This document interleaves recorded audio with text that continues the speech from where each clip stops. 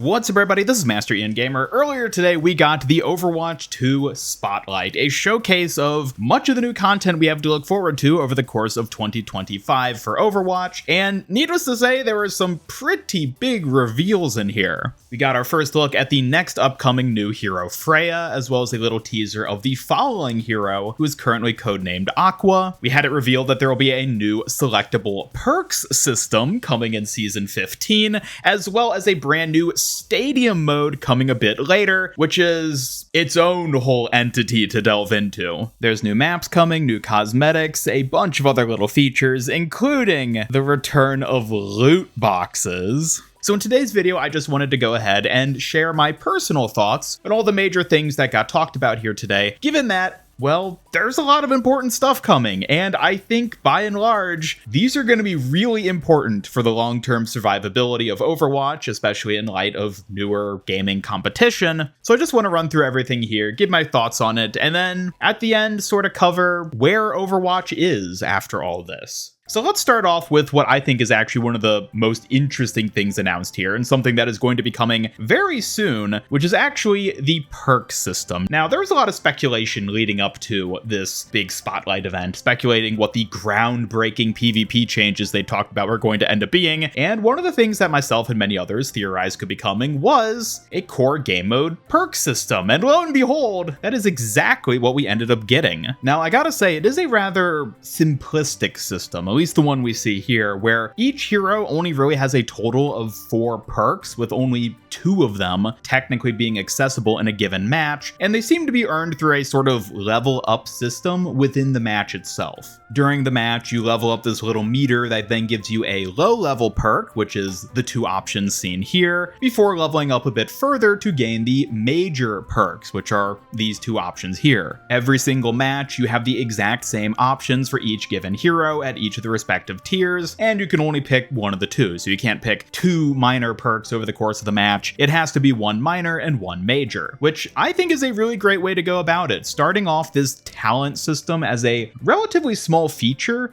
is good.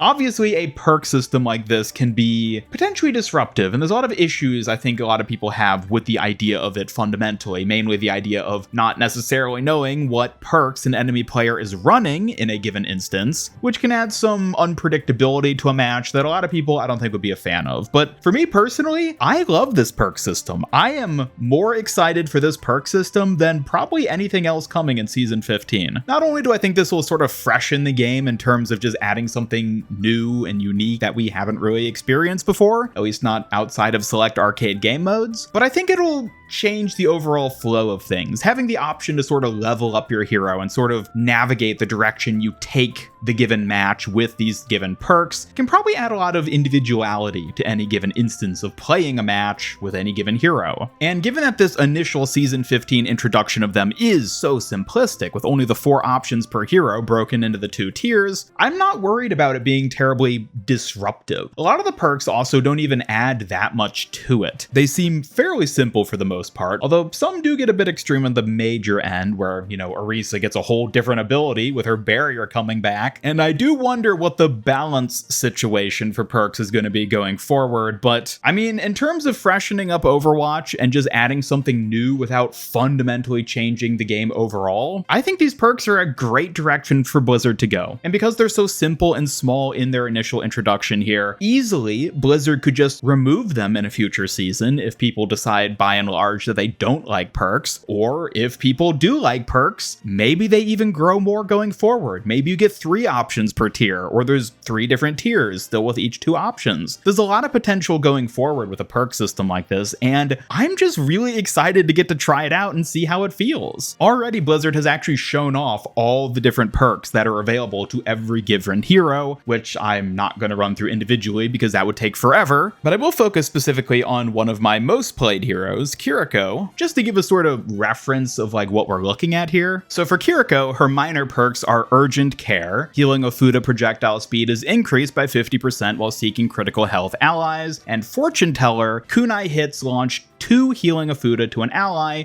in front of you. So these are pretty simple, honestly. For minor perks, they're not that impactful. It's just, oh, faster healing on critical health allies, and then a bit of healing whenever you land a kunai shot. Both are pretty simple, both aren't terribly exciting to be honest, but can definitely influence how she actually plays. Then moving on to the major perks, Shuffling, Swift Step can be used again within 4 seconds of its initial cast, and Foxtrot, Protection Suzu grants 40% movement speed to allies for 2 seconds. This is where it gets a bit more substantial in what it has to offer. The Shuffling ability would make it easier for Kiriko to teleport in, help protect an ally before then teleporting back out if this situation is too dangerous, while Foxtrot is just a speed boost. Not only is that good for speed boosting allies in any situation, but also if you're using Suzu on an ally in particular, including yourself, there's a good chance you're in a position where you could stand to benefit from having a bit of a movement speed buff. But at the same time, none of these 4 perks we see here are really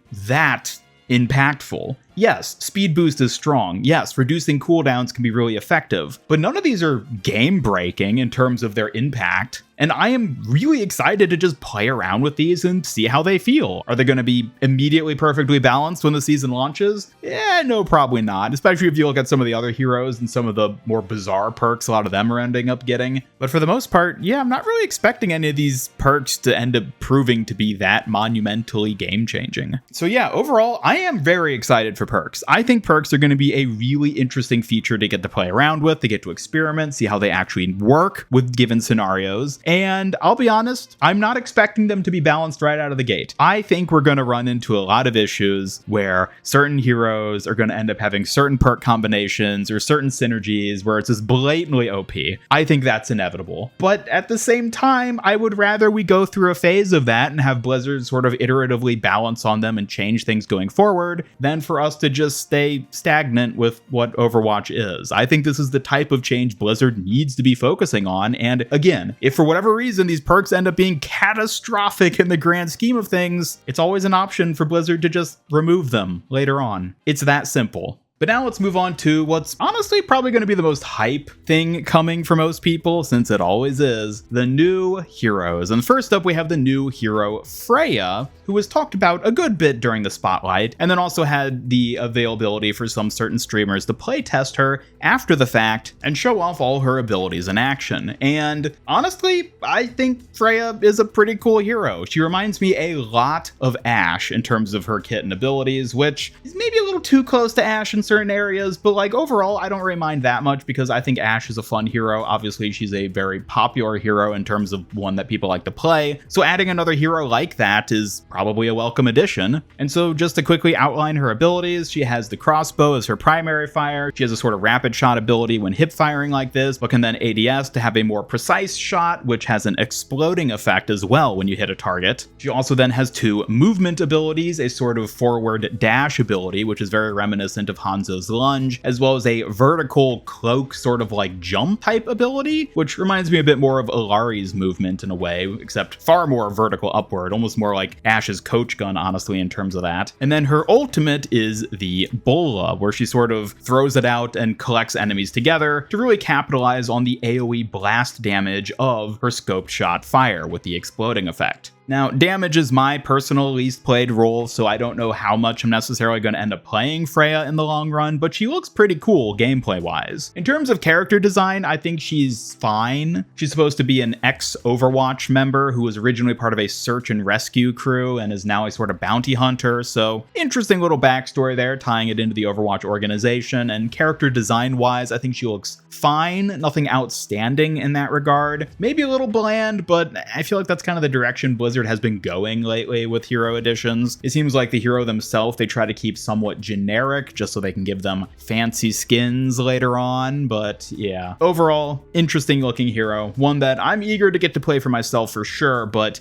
I wouldn't say is one that necessarily sticks out to me as terribly exciting, at least not on a personal level, but I am eager to get to play her, see how she feels. And we also got a look at the next upcoming hero as well, who will be releasing a bit later on, called Aqua. Aqua is actually their code name at the moment. They don't have a de facto name yet, similar to how Juno was originally codenamed Space Ranger leading up to her release. And this character wasn't specified to be a support, but definitely gives me support vibes in terms of his actual design and potential abilities with the whole like water motif and the staff and everything. And he looks pretty interesting. I'm curious to see what ends up happening with him in terms of abilities and whatnot. But of course, that's a bit later on down the line. We don't really know too much about him yet. And also it's worth noting that much like Space Ranger, aka Juno, there's a good chance that whatever design we see here actually ends up changing a good bit between now and whenever he actually ends up releasing later in the year. So yeah, in terms of heroes, I am excited to get to play Freya. I don't know that there's really that much more to talk about them at the moment though. I'm sure we'll learn more about their lore and backstories and everything as time goes on, and at least at the time of me making this video, we haven't gotten like a proper origin story for Freya or anything like that just yet. But be sure to stay tuned because I'm sure that sort of thing will be coming. And also, if I didn't specify, Freya will be releasing in season 16, so she's not going to be here right off the bat just yet, although we are going to be getting a playtest for her publicly sometime during season 15, which is likely when we're going to, see all the like origin story and more in-depth reveal of her kit and everything outside of what the current streamers have already had access to. And the next thing I suppose we should get on to now talking about is Stadium. Stadium is an interesting new addition. Stadium is not a conventional core game mode in the way that, Flashpoint or Push have been historically as new modes released, but rather Stadium is its own sort of entity. Stadium almost feels like a hybrid between Overwatch and a more action RPG dungeon crawler type game, kind of like Diablo. And the reason I say that is because of the prominent feature of it being the perk system. Now, this is a PvP mode. This is not PvE. Don't get any misconceptions there. This is a PvP mode, player versus player, but it makes heavy use of customizing the individual heroes you play as. And as you can see here, there's a lot of available customization for a given hero. Now, this mode is a bit interesting to me because it's definitely Blizzard's attempt to sort of branch away from just that core PvP game mode we have. And by mode, I don't even mean specifically like push or hybrid or anything like that. I mean just the core system of quick play and competitive. This is a push toward a variant of that PvP type experience, where it does offer more room for experimental character design with the different customization options you have, the different traits and abilities, which I'll be honest, really doesn't appeal to me. I can appreciate that there are probably a lot of people who are really excited for this type of mode, being able to nitty-gritty customize the character to whatever degree they want, to experiment with all these different combinations and team synergies by working together. But for me, I look at this and I just see a bunch of stats and numbers. I mean, heck, I look at this image here where we have like the scores at the top and you see numbers with decimal points. Yeah, I'm gonna go ahead and say it. Stadium isn't for me. I haven't even played it yet. I haven't even seen what a proper match of Stadium looks like yet, but I can already say Stadium isn't for me. And that's fine, because I'm sure it'll be for a lot of other people. I think there's a ton of people who are gonna like this Stadium mode. Such a unique take on the Overwatch experience by going in a very different sort of direction while still holding to that core PvP playstyle. But for me personally, I'm definitely going to try it out and play around with it a bit once it launches, which will be in season 16, but I'm not expecting to get a lot of fun out of it. But despite that, I am very glad that Blizzard is adding it, because by adding a different type of PvP that might appeal to a different type of PvP player, it overall still benefits Overwatch because it's another feature and thing for people to play that just appeals to a different demographic, which is great. Not everybody enjoys the same gameplay and play style for stuff, and so by giving, alternate modes like this more focus within Overwatch, I think it'd be a great thing. And again, maybe Blizzard experiments with this for a while, they play around with the mode for a year, and it ultimately turns out that people don't care for it. Well, then I guess they can scrap it, just like they did the PvE. But at the very least, even if it's not something that I'm personally hyped for, I'm glad Blizzard is doing something like this. I think it'll be interesting. I think Blizzard needs to sort of shift out of their usual comfort zone more, much like what they're doing with the perks as well, in order to stay fresh and potentially find new players. So yes, I think Stadium is a great direction for Blizzard to explore, even if it's not something that I think will personally appeal to me. Speaking of things that don't particularly appeal to me, there was also some talk about 6v6 getting a competitive playtest a bit later on, as well as the return of another Overwatch Classic mode, this time specifically focusing on the GOATS era. And again, I'm not that big into the whole 6v6 thing, or especially the classic modes. I think they're fun to play around with and they're a nice change of pace, but I'm not terribly excited one way or the other about them. But obviously there are a lot of people who are excited about these, and they've been very successful with the 6v6 and classic play tests and modes they've done previously. So again, I'm excited to see that there is more 6v6 and classic coming, and I am curious to see how these play out in the long term. I think it will take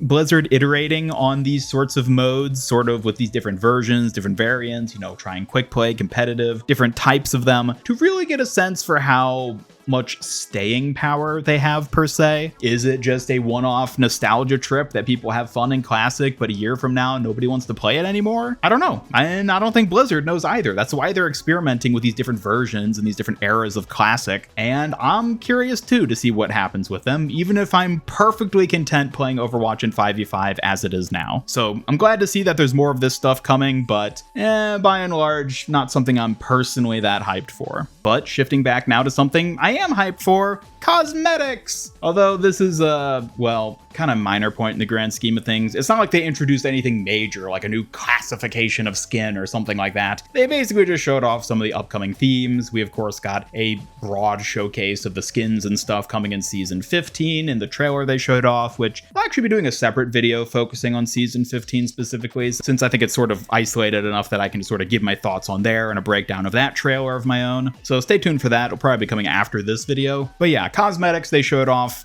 basically a bunch of new mythic skins, new mythic weapons, and also just skin themes for the seasons ahead, including a magical girl theme, which I think is going to be very popular, should we say.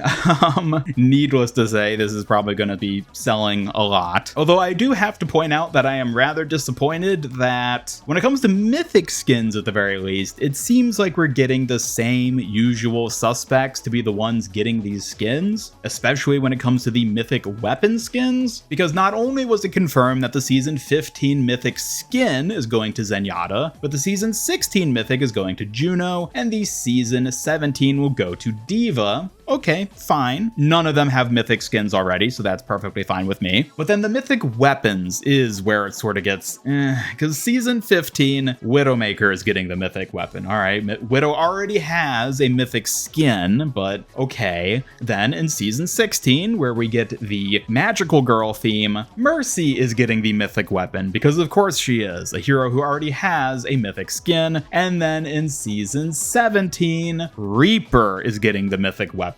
Again, a character who already has a mythic skin. I think it's kind of unfortunate that it seems like the same characters who get mythic skins are the same ones that end up getting mythic weapons. I would much prefer if there was a bit more spread out variety there. Giving characters like Brigitte or Baptiste a mythic weapon would be a cool way to offset the fact that they tend to literally get nothing ever, but maybe that's a bit beside the point. Overall, I'm excited for skins. Again, there's a lot of cool skins specifically coming in Season 15, which I'll be sharing my thoughts on more in the video dedicated to that. But yeah, cosmetics by and large, really doesn't seem like there's that much to get hyped for in terms of like new types of cosmetics or anything, but just the cosmetics themselves. Yeah, fine, cool. If you're into magical girls, seems like the upcoming Season 16 will be the season for you. But we cannot talk about cosmetics and the announcements from this presentation today without acknowledging the return of loot boxes. Yes, loot boxes are coming back. Despite everything,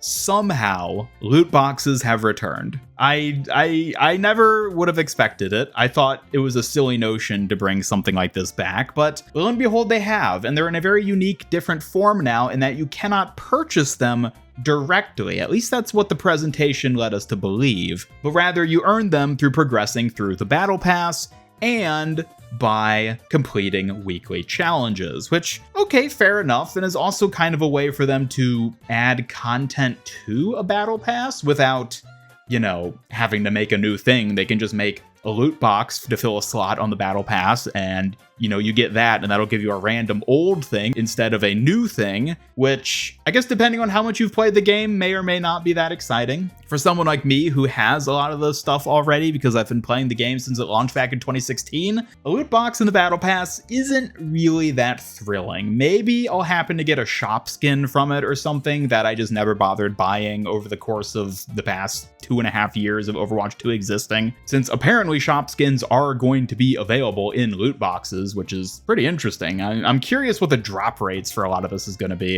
If it's going to be like super hard to get like a shop skin from just the previous season as opposed to like some random epic skin that's been in the game since 2018. But I don't know. I'm sure that's something we'll find out more about as time goes on. But by and large, loot boxes, they're coming back. They're back. Loot boxes are back.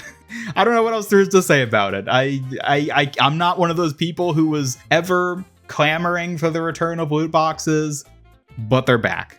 Cool.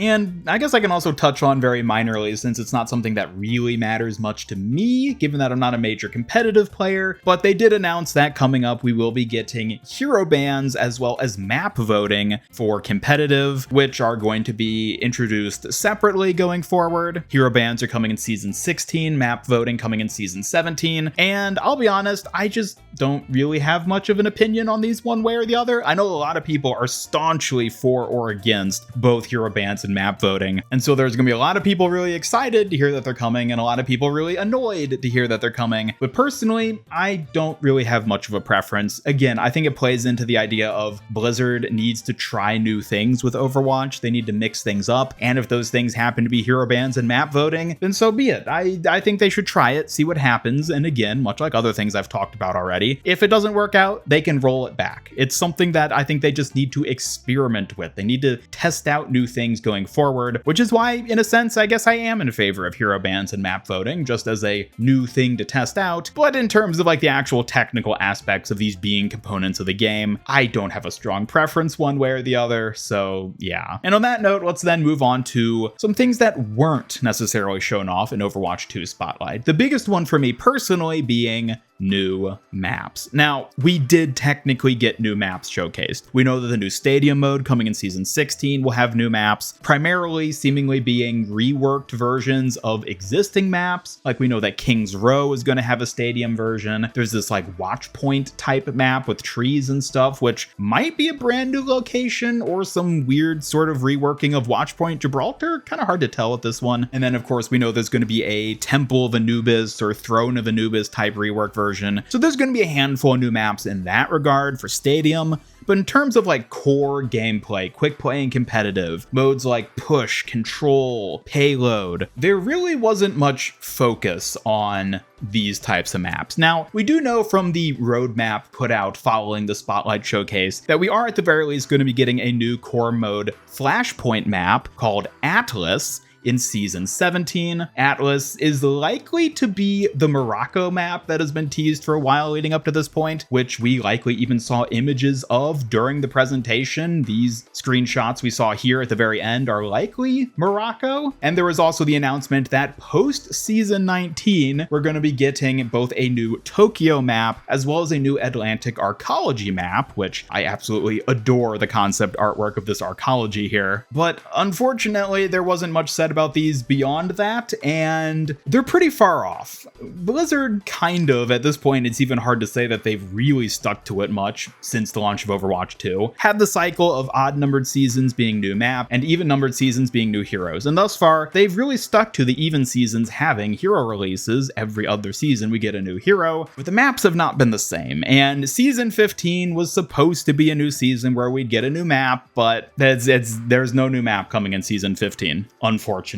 We are getting one Season 17, thankfully, but even then, it seems like we're going to just have to keep waiting for new maps. I really wish Blizzard would focus on adding more new maps over focusing on core game modes. As much as I think it does benefit the game to add new modes, whether it is something grand like Stadium or even just Flashpoint or Clash, I kind of wish they would just focus on new maps. Maps are great. They're a great way to emphasize the story and world of Overwatch in a more subtle environmental way, but it just really feels like they've fallen by the wayside as new additions to the game. So I was bummed to see how little was said about new maps. There are more maps coming, of course, but I kind of hope there'd be more focus on them. And to a similar vein, I kind of feel the same way about new heroes as well. I'm glad we got to look at Freja, the next upcoming hero. She's going to be pretty cool. And even the little tease of Aqua coming later. But I thought they would give us at least something on the next hero after Aqua, or maybe even a bit more on Aqua, given that he's going to be the hero releasing this coming summer. I don't know. I mean, they are a ways off at that point. I mean,